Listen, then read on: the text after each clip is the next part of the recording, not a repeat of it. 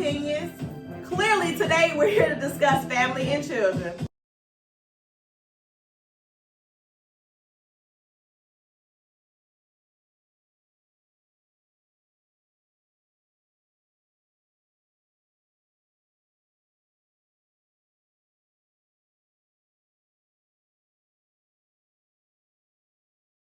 So what is something that you learned when you were transitioning to 18 being a mother that helped you, and what was something that you wish you would have known, then that could have helped you, or you think could have helped you? I really think that it has a lot to do with being motivated as an individual. You have to be somebody who wants to go get and be better, for your child, because now you have another responsibility, and this person is solely relying on you. So now you got to try to multitask, be better yourself, and again, take care of a child.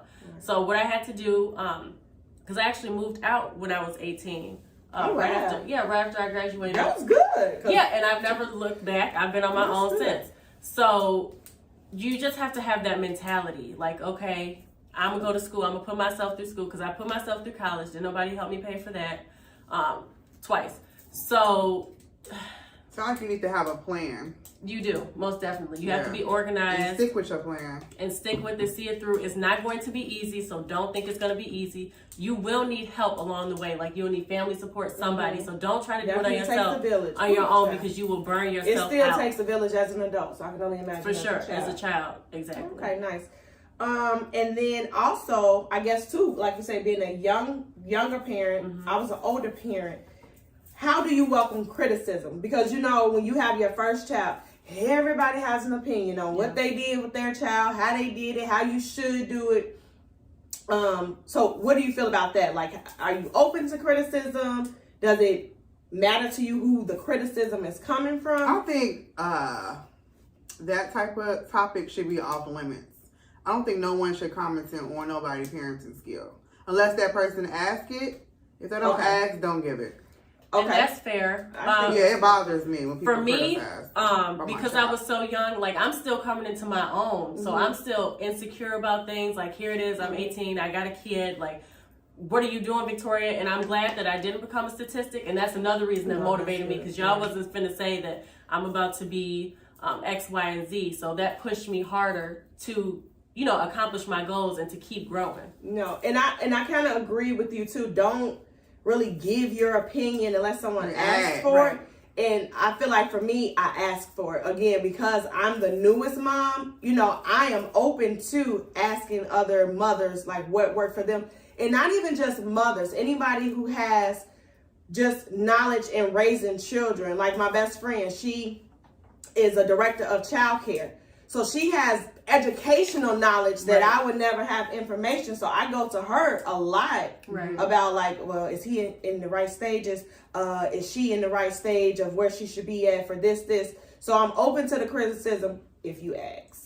Because again, you coming at somebody saying, giving your opinion that they didn't ask for, you don't know what their mental health is, because they're not showing it. So you could be tearing them down on the inside, like, damn, I'm a shitty parent because I didn't do what you did. Or you don't even know what they've actually tried. They may have already tried that already and maybe got a result that they weren't looking for. Exactly. So it might be best sometimes. I think, like you say, in regards to somebody else's child, you may need to keep your opinion to yourself unless asked. Exactly. But that's my opinion. Unless the child's in harm's way and you see, like, some stuff going on like that. Different. Then, like you can interject, like, hey, but it's all about how you present the question, too, or present the statement. Right. Don't assume something. Exactly. So, I got a question. Who is the first person, if you're going through something, that you would run and get advice from? Oh, I guess it depends on what it is. That's true. So, if I feel like I know that maybe they've experienced it, then I might ask that person about it. Like I say, when it comes to my kids, my best friend, she has educational knowledge, so I'll do that. Or like you say, I know your daughter is 5, so did she do this at this age? Because now you know what I'm saying? So I guess it depends on what I think that person's experience and I can agree with that. Would have already been in that particular situation. I can definitely agree with that for sure. So then my first one is, do you think having a child too young affects your parenting? I think so. How young? I mean, people have kids as young as 15. Because they still a kid. They're not even grown yet. So of course. Mental state, because as we all know, parenting is an extremely difficult job. It's rewarding, like they say, but it's also extremely difficult because you're ultimately responsible for raising a functional adult at some point in society. Exactly. So you can give him or her all the information or knowledge that you feel is best for them, but they may still do other things, and it's like, okay, well, I don't know how to respond to it if I told you or gave you suggestions on how to be and you decide something else. So I'm not sure. I think it does matter, but it's on an individual basis, because who are you as a person prior to you having a child? That's true. You know?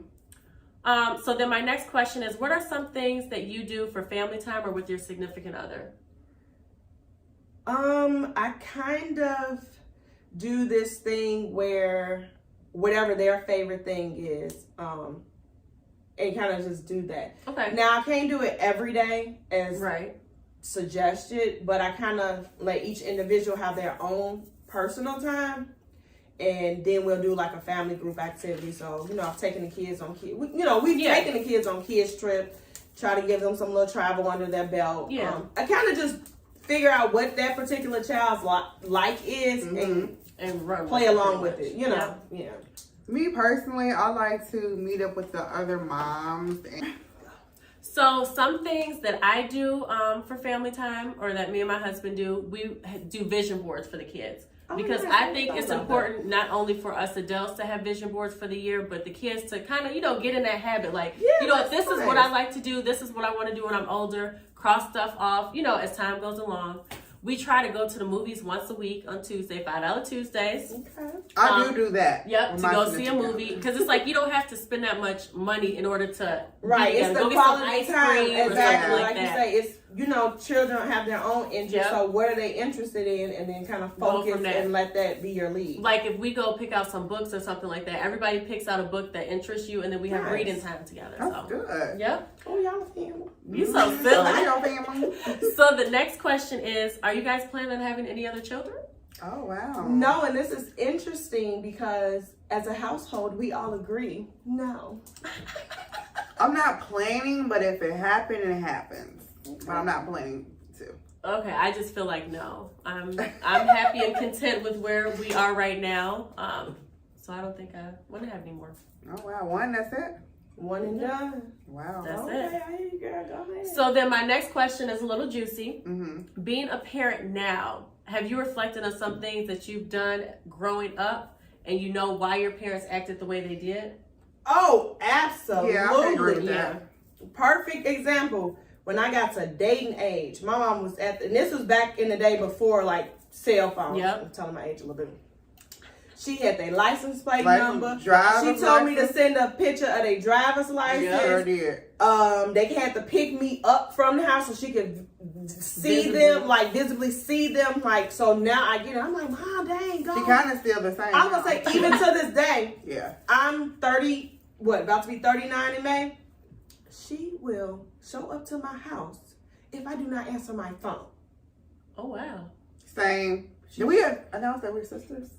We share the same mom. Oh, yeah, we share the same. Yeah, so she was a little bit of a helicopter mom and still is to this day. So I get why she does it. Right, now. you can appreciate it now. I can appreciate it now. Because if she don't come looking for, if nobody's looking for, she don't care. So yeah, so even when who you going with, who picking you up, who dropping you out, like I have follow-up questions with who you're going with. So I get it now, definitely. I do too.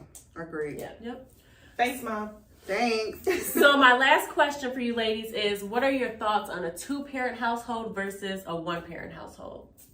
Oh, well, I grew up with a single mom in the household, and I think it shaped me to be super independent. Agreed. Because I seen her do it on her own.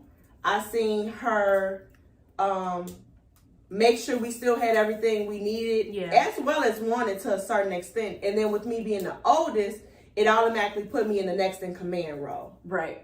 So I just think just being in a single parent household, I think ultimately it kind of teaches that particular child or however many children that are to be More very independent. Correct. Right. Whereas a 2-parent home, the benefit of it is, oh, well, mom didn't do it. I got somebody else to rely on, dad. Right. So that's a benefit too. Like, they don't have to grow up, faster than a kid needs to because they have 2 parents to rely on. Right. So I think, again, we all would want to have our kids grow up in a 2-parent household, but I think whatever is the safest, most secure, and healthy situation for the kid, I think there's a plus and bonus to that single parent household versus a 2-parent household. You? And I think that's interesting simply because my parents got divorced when I was 12.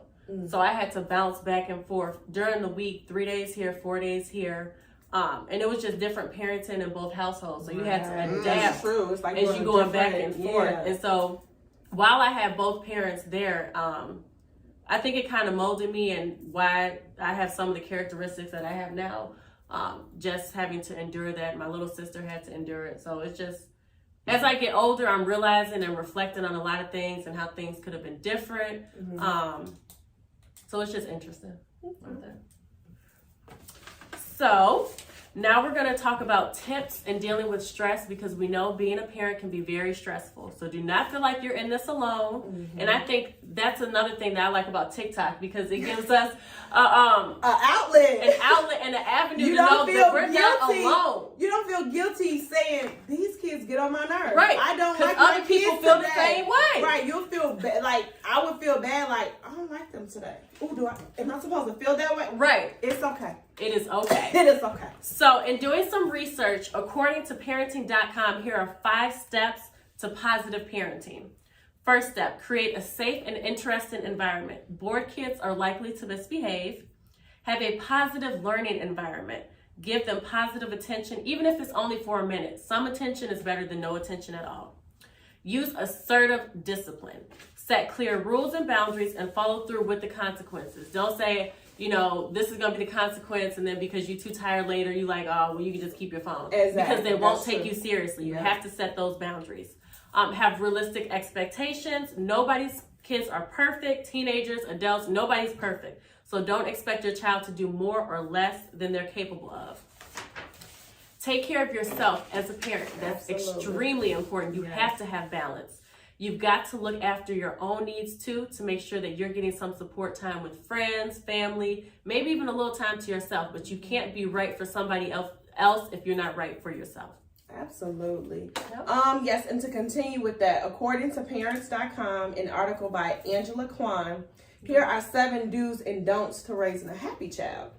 Do let your kid take the lead. Spend child-centered time with your kid every day. Now, she says every day, but in the real world, we got to work, we got to go to school. So don't feel bad if you can't do it every day. And then especially if you have multiple kids, that's kind of a lot. So, and they say that if you have multiple kids, spend time individually with each one. Don't protect your kids from failure every time. It may be one of the hardest tasks as a parent, but let your child make their own mistakes sometimes and learn from them. To help kids prepare for sticky situations, help them learn and adapt to life's realities.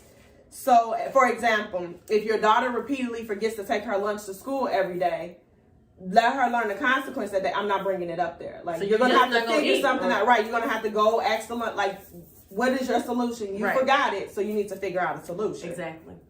And offer selective praise. For example, if your kid scores a 95 on a math test, here are 2 options you normally will respond. Option A would be, you're so smart, I'm super proud of you. And option B would be, I'm glad you studied hard, keep up the good work. Experts say option B is the best response because it's better to dole out praise for an action rather than the result. Wow. Never thought of it that way, but it makes absolute sense. Like, good job for studying, good job for practicing. You see what that leads to instead of just saying, oh, I never good job. thought about that. Me either. That's interesting. I learned some things. Mm-hmm. And then also, don't criticize and compare. Like, it's just self-explanatory. Don't criticize your kid, but don't compare them to nobody else. They're little people. And do show gratitude. Practice gratitude with your munchkin on a daily basis. Mm-hmm. Teach your children to focus on being thankful for non-material things. This is such a big issue personally in my household. Mm-hmm. Because I feel like today's kids are so materialistic that they don't appreciate the value of what they have versus what they don't have to have it. Right. So, like example, they should be thankful for things such as sleeping in a warm bed or taking art classes to broaden their perspective. Appreciate. Right. There are kids who literally just go to school, and that's because that's a requirement where you have a child, you take piano, ballet, gymnastics. You doing all types You of have stuff. this whole other spectrum of activities that you're exposed to that some kids will never have. And they take it for granted because now they feel like it's an expectation. And it's not. And it's not. I can give you the bare minimum. You don't have to do all this stuff. Exactly. Correct. So teach them to be grateful for non-material things. And then don't always have the negative. Positive stories are good, but negative ones are just as well, if not more effective, because they illustrate perseverance. Yep. So if they only see the result of mommy and daddy buying a new house, they didn't see all the sacrifice. You got to remember, mommy and daddy went to work every day. Right. Mommy and daddy missed out on a vacation because they had to make sacrifices. So don't always let them see just the end result of something. They should see the hard work and any negative that came in between getting to that end result. Okay. And then also do prioritize your own friendships. Yeah. So happy kids have friends. So if you help your child develop their friendships, you can start by not neglecting your own friends. If you're worried about being selfish with your personal time, drop the guilt. Because if mommy is not happy, ain't nobody in the house gonna be happy. Exactly. Nobody. Right. So do whatever you need to do to make yourself, feel good and positive and excited that, you're the happy mom or parent or whatever the situation is. So parenting can be overwhelming, like we talked about before. It can be stressful. So it's important for you to recognize these triggers so you can say, okay, let me take a step back. What can I do to kind of go against this? So according to myclevelandclinic.org, these are physical symptoms of stress. So you have aches and pains, exhaustion, trouble sleeping, headaches, dizziness, shaking. You can have high blood pressure, muscle tension, jaw clenching, that's new, stomach or digestive problems, trouble having sex, weak immune system. So you have to recognize, right, you have to recognize these stressors because they can be, avoided. According to MayoClinicHealthSystem.org, here are the 4 A's of stress relief. Avoid the distance between you and something that causes stress. Say no when necessary. Alter. Respectfully ask someone, alter how they are treating you. Remember to use I statements when addressing someone how you feel. Accept. Forgive yourself or others if it's important. Eliminate of accepting stressful situations. And moving on is easier than sitting around stressing about uncomfortable situations. Adapt. Change your view by asking yourself if the stressor will matter in 5 years. Don't replay stressful situations over and over in your head. Okay. So the 4 A's: alter, adapt, accept. What was the first one? Avoid. Got it. Yep. Correct. All right. So with that being said, I hope you learned something new. And we want to hear from you. Give us some parenting styles you've tried, what you're currently using, and let us know if you worked and what results you received from it. For sure. And as always, we have to end you with a motivational quote. So today I'd like to leave you with this. It is okay to make mistakes, to have bad days, to be less than perfect, to do what's best for you and be yourself. There's no right or wrong way to be a parent, and your style will likely draw from several different types and based on your experience. Right. On those days when you're questioning everything, remind yourself that this parenting thing is hard and perfect kids do not exist. That's important. Okay, my quote is, don't allow families to stress you out. Take time for yourself and take mental breaks. And to close mine out, family is not always blood. It's the people in your life who want you to be in theirs. The ones who accept you for who you are. The ones who would do anything to see you smile and who love you no matter what. So that's going to be the end of this segment. So ladies, we finished another one. I'm so excited. So thank you for joining. As always like, subscribe, comment, share, all of the above. We love to hear from our viewers. So actually next week is going to be something a little different. We want to hear from you all. Yes. You know, we're looking for what topics you would like us to discuss. So if you own a business, for example, drop your business information below and we'll advertise for sure. So leave your comments below and we will be back on March 16th. But look out for the video that we're going to drop next Wednesday at 6 p.m. Thank you. Thank you.